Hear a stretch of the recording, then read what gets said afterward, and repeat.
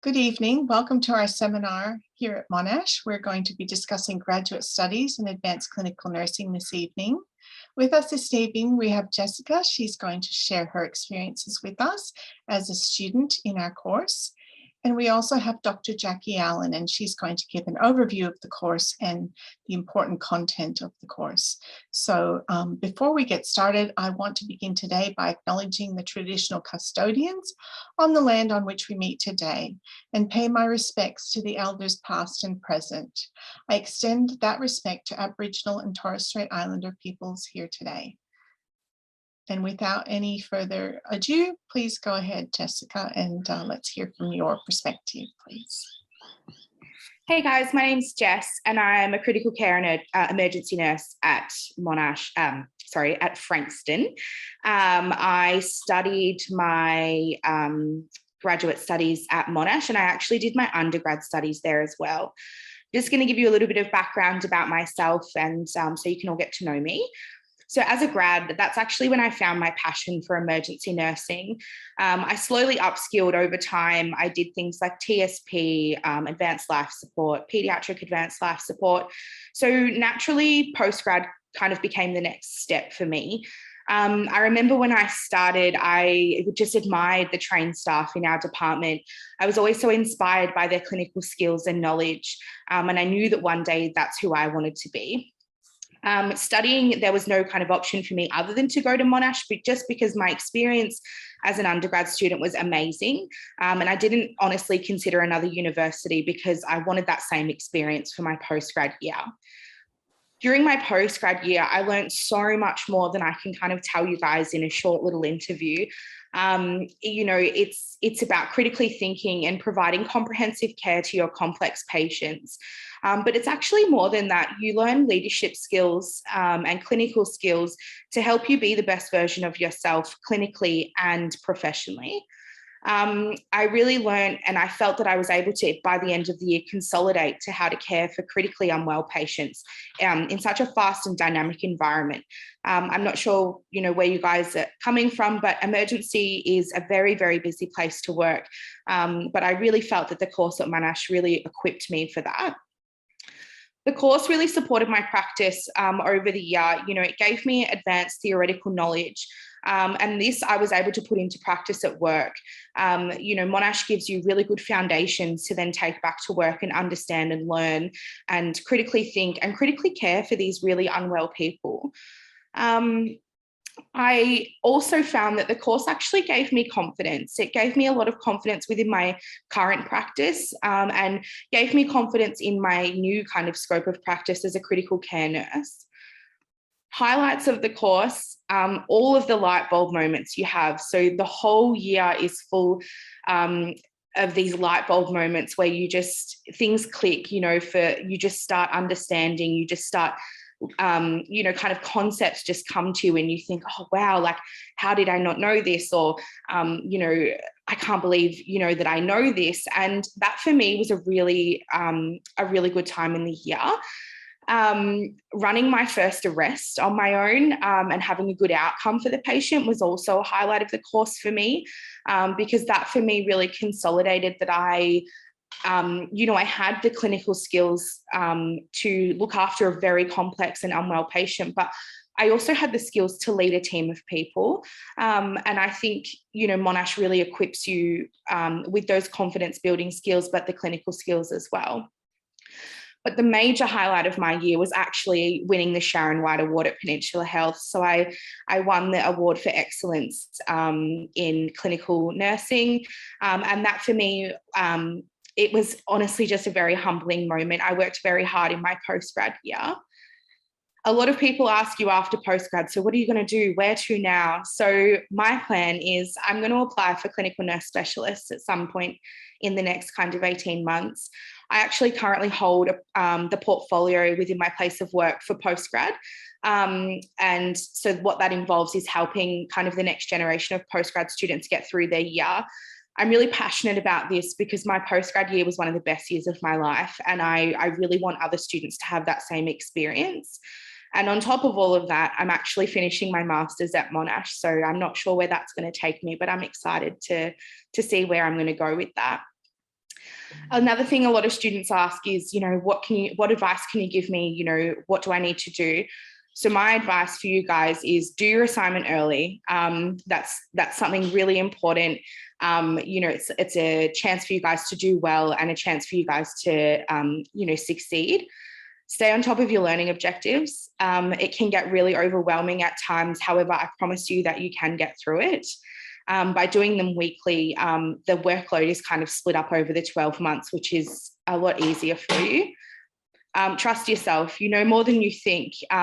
By the time you kind of are in this course, you obviously have been nursing for a little bit of time, and we all know that, nurses have that kind of spidey sense and the gut feeling. Trust it. Make the most of every learning opportunity. No one knows absolutely everything, and that's totally okay. You need to believe in yourself because you're always going to be your own worst critic. People are never going to see you the way you see yourself, and trust yourself. And I promise you, the year will fly by, and before you know it, you're going to be trained, you're going to be out there, and you're going to be teaching the next years of postgrads. Good luck, guys. I'm sure you'll do really well.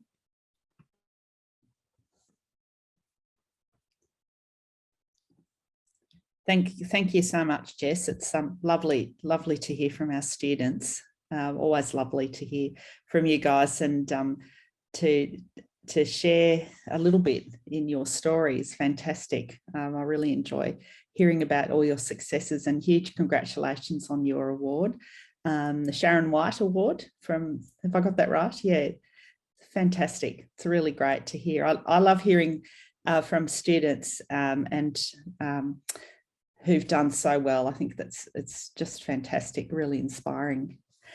So I'll carry on now and just give a bit of an overview of graduate studies that we have, the post-registration suite of degrees. So we have 2 degrees. And just by way of a bit of background, the school's ranked very, very well in the world. And we're number 1 in Victoria. These are university rankings from last year, so we look forward to hearing updates at the end of this year. We're hoping to do a little bit better if we can. The school is quite very well established and been around for a while, as you can see there, over 30 years. We just celebrated our 30-year birthday a little while ago, and our graduates are really highly sought after. And this is, I think it's because our graduates, as we've just heard from Jess, are really excellent graduates. And it's also because industry knows that we work hard to produce, that sounds a bit funny, produce graduates that are really high quality, but we work really closely with industry, and we do this quite particularly in our post-registration degrees. We meet constantly with industry partners. The education teams across our specialisations are in pretty much constant communication with clinical nurse educators on the floor, and we work together. The clinical education happens on the floor when nurses are working at an industry partner, working with the clinical nurse educators and having their clinical assessments in the real world of practice.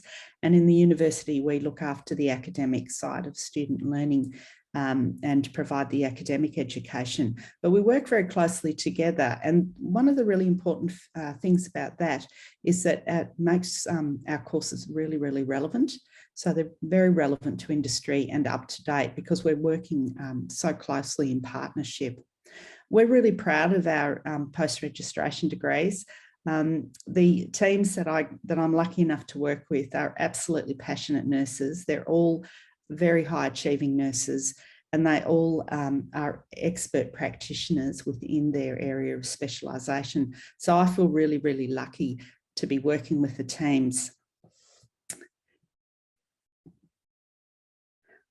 So if you come and do your masters, your post-registration masters at Monash, you're going to, again, as we heard from Jess, really learn a lot, of course, about the clinical specialisation, or if you're coming through the professional side, the specialties in that area.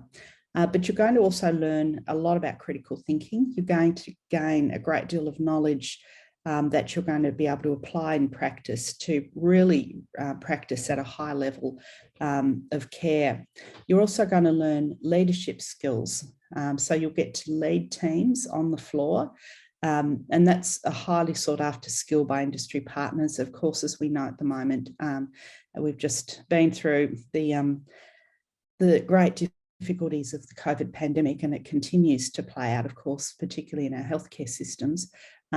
Nurses who can operate at a high level of leadership, clinically excellent nurses are absolutely critical to how well our health system functions. We also teach skills, and students work on their skills at policy development, and there's a strong focus on diversity. We're really passionate across our school about giving more help and better help to those people who are marginalised and who are up against it, so that we get equal health outcomes for everybody. So we have a strong focus on diversity, a strong focus on multicultural communities, and how we can work together to produce equal health outcomes for everybody in the community. Now I'm just going to move my photos of the three of us so I can talk to the slide. But we have two degrees. The Master of Advanced Nursing, this is the professional degree. So people can come and study with us. They don't have to be working clinically. And we do have some international students taking part in this degree. The specialisations are leadership and management, education, disaster nursing. And some people choose not to do a specialisation, and they will pick and choose across our electives and come up with a general advanced nursing degree, which is also very acceptable. The specialisations are really, really popular. So we really take great pride in each of them, as well as in our electives. Many people pick leadership and management and education and disaster nursing. For staff who are really interested in taking on a leadership role within their health service, the leadership and management program really offers great skills, including in financial management areas. Nursing education generally appeals to those folk who want to come back and do some teaching. Doesn't necessarily mean teaching with us, although it may do, but those people who want to teach within their health service. So clinical educators often will choose the nursing education. And the disaster nursing stream is particularly popular with critical care nurses and ED nurses. And that has gained a strong focus, of course, with COVID. Each of these streams is taught by academics who have practice expertise as well.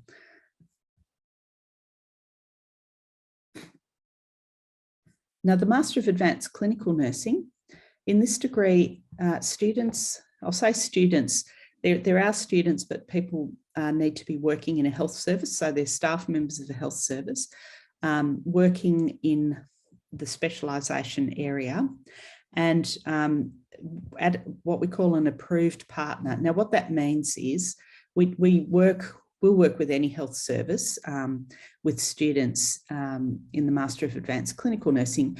We just need to be very clear that the organisation supports that student or that staff member to take part in the course, and that there's an appropriately qualified and skilled clinical nurse educator on the floor who can provide the clinical education and do the clinical assessments. So we work mainly with the larger providers, Alfred Health, Monash Health, Eastern Health, and of course Peninsula Health. And we also work with a range of smaller providers and private health services as well, including Cabrini and other services. And if it's a service that we haven't worked with, we can certainly talk together with them and set that up, so it shouldn't put people off. The specialisations, you can see there on the slide. Emergency nursing is really popular, one of our most popular specialisations, and intensive care nursing as well.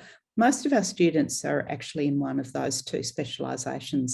We also run medical surgical nursing, mental health nursing, nurse practitioner, paediatric nursing, perioperative nursing, and this year we've started to run cardiac nursing. We've got really strong numbers of students in all of those specialisations. So we're really excited to have such a diverse suite of specialties that we can offer to students. Now, when you do your clinical specialisation, which is typically in Part A, we call it Part A, it's the first year of the program of studies. That's part-time, that people need to be enrolled. And the reason for that is because students also need to be working at least 3 days a week in the clinical area. We don't recommend more than a part-time enrolment because it's just too much workload for people to manage. We hope with both of these degrees, the Master of Advanced Clinical Nursing and the Master of Advanced Nursing, that people finish their Part A, which is part-time over 12 months, their specialisation. In the Master of Advanced Nursing, people do have the option to go full-time with their study if they wish to. And then we hope people come back and do what we call Part B, which involves selecting from a range of the elective subjects to make up full master's degree. So the whole program is called the Master of Advanced Nursing or Master of Advanced Clinical Nursing, and people can take what we call an alternate exit. So after, sometimes people come in and do their intensive care or ED nursing or cardiac, whatever their specialisation is, and they'll think, well, that's enough for me after a year. I'll take my alternate exit with a graduate certificate, and I'll have a pause, I'll work for a year, and then I'll come back. And we have quite a few students who do choose that option. People can continue to progress to a graduate diploma. So you build your degrees depending on how many units of study you are taking. Up to 48 credit points is for the graduate diploma, and then the full masters, which is 72 credit points or more for certain people in the Master of Advanced Nursing. It depends. Master of Advanced Clinical Nursing is 72, but for the Master of Advanced Nursing, it depends on how much practice people have behind them. We do have Commonwealth supported places for all of our students for next year. So that's really important because it does result in a significant saving of money. And I should also add that the mental health nursing at the moment, people can't take a graduate certificate alternate exit. They have to go on to complete a graduate diploma. And the reason for that is that it's a requirement of the College of Mental Health Nurses. With nurse practitioner, students actually have to complete the full master's degree in order to qualify as a nurse practitioner. So it's not possible to take a graduate certificate alternate exit for nurse practitioner. So I've been talking about this Part A, Part B, and the idea of this is really to give people as much flexibility as possible. Part A, people generally do in the first year, and do it part-time in the Master of Advanced Clinical Nursing, can be done full-time in the Master of Advanced Nursing, in which case it would be done over the first 6 months of study. And it results in people achieving 24 credit points. And then if they wish to do so, they can take what we call an alternate exit and leave with a graduate certificate. We like people to stay on. Industry really wants registered nurses actually trained, educated at master's level. So there are more job opportunities for those people who do have a master's qualification in nursing. People are required to complete GHS 5841, which is the research subject. That's in order to achieve the Master's Award. And that's a requirement of TEXA, who are our governing body in higher education. So everyone has to get a master's, you do have to do the research subject. Then people can choose from a range of electives, however they wish to make up the rest of their credit points to achieve the master's. Some people are very interested in the research and want to have a research skill set as part of their masters, and that's possible to do as well. And those folk can actually do either a research project or a minor thesis. The only difference between the two is the minor thesis is a bit more in terms of credit points. It's a slightly bigger piece of work. Both of those options lead to a PhD. Excuse me, I've got just a tiny sniffle like many of us do at the moment. So the structure of the program is in Part A and Part B. And if people wish to do their Part B focused on electives, they can do that. Everyone does have to do the research unit in order to achieve the master's degree. Now, the electives, we have quite a range of electives, and we've sort of grouped them underneath the headings you can see there on the slide. The specialisation subjects in the Master of Advanced Nursing in Leadership Management and Education and Disaster Nursing, they can also be taken as elective units by students in the Master of Advanced Clinical Nursing as part of their Part B, if they wish to do so. So it's quite, we have quite a few people who will do Part A, perhaps in emergency nursing or intensive care nursing, and they'll progress on to Part B. And some of those folk may think, well, I would like to become a clinical nurse educator in intensive care. And so they can do the education units of study, which gives them that additional skill set as educators. Or people may choose a bit of a focus on leadership and management and take some of those units of study there. We have the other units of study you can see on the other side of the slide, which are there for people. They're all quite popular, these sorts of subjects: cross-cultural nursing care, end-of-life care, Indigenous health. They're all very popular areas of study. And then the nursing informatics, medication management is really popular. We also have a few units of study in wound care and pathophysiology as well, which is also really popular for some of our students, particularly if they're thinking about nurse practitioner. They often want to set themselves up and have a thorough refresh around pathophysiology. The other thing that's possible with the electives is that people can choose electives across the faculty, and as long as they're linked in with health. And where people choose those electives is in the public health units of study that are offered in other schools in our faculty. So we do work with the other schools, and it is possible to do units of study in public health or in addictions, those sorts of areas, if students wish to do so. Now, in terms of the research focus, we have a very skilled group of academics working in our school in research, and some of the areas that people work in are healthcare and workforce, prevention, management of acute and chronic conditions, ageing and end-of-life care, translation research, which is really the nuts and bolts of actually getting research into practice and how you do that, how you get people to change their practice, and prevention of healthcare associated infections. So we have academics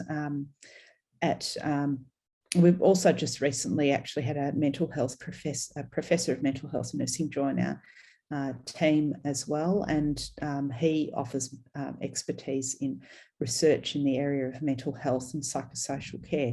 So that we offer programs of research across all of these areas, and students can choose something from these areas that looks of interest, a topic, or they can come up with their own topic, and we hook students up with a supervision team of academics who do research and have the relevant skills and work together on their projects.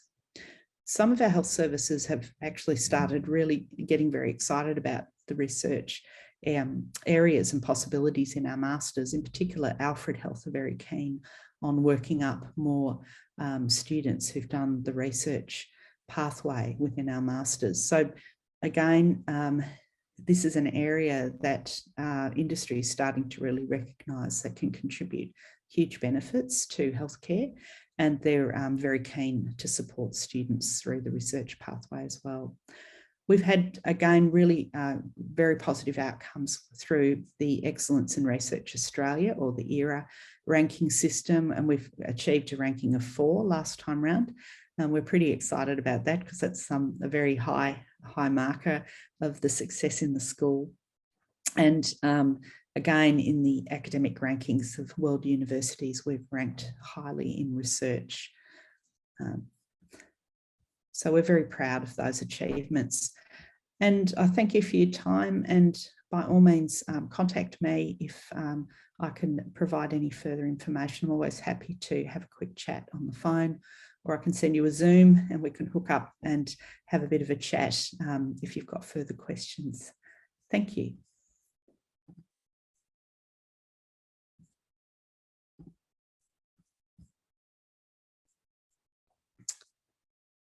So Karen, I think pop it over to you, because you were going to check on the chat and see if we had any questions from anybody. Yes, I have just checked on the chat. Can you hear me okay? Yes, I can. Thank you. And I don't see any questions at the moment, but I think we have a opportunity here for people to contact us if they have any further questions.